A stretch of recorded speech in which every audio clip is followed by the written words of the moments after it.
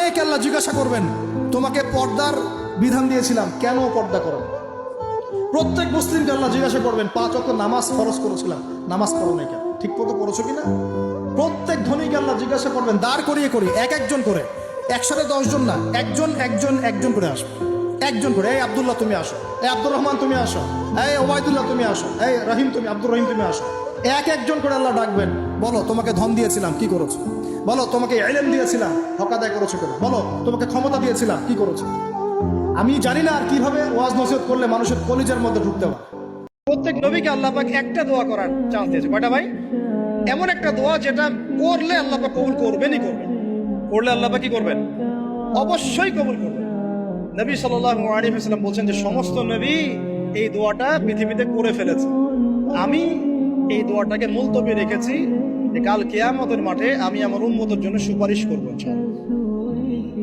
এবং নবী সাল্লাল্লাহু আলাইহি ওয়াসাল্লামের সুপারিশে বহু কবিরা গুনাহগার মুসলমান যারা জাহান্নামের ফয়সালা হয়ে গেছে, তাদেরকে আল্লাহ পাক কিছুটা শাস্তি ভোগ করালে হলেও আবার জান্নাতে নিয়ে আসবেন। তিনি আমাদেরকে মহব্বত করেন না? করতেন না? চিন্তা করেন তাহলে আমরা তার দিনকে কি মহব্বত করলাম। ঘুম থেকে উঠলেন, ব্যাস ব্রাশটা নিয়ে দৌড়ে চলে গেলেন বাথরুমে, কি জন্য? ঘুম থেকে উঠলেন, আগে চোখটা একটু ঘষতে হবে, মুখে হাত দিতে হবে, তারপরে আপনি দোয়া পড়বেন। কি দোয়া পড়বেন? আলহামদুলিল্লাহিল্লাযী আহইয়ানা বা'দা মা আমাতানা ওয়া ইলাইহিন নুশুর। তারপরে আপনি যাবেন বাথরুমে।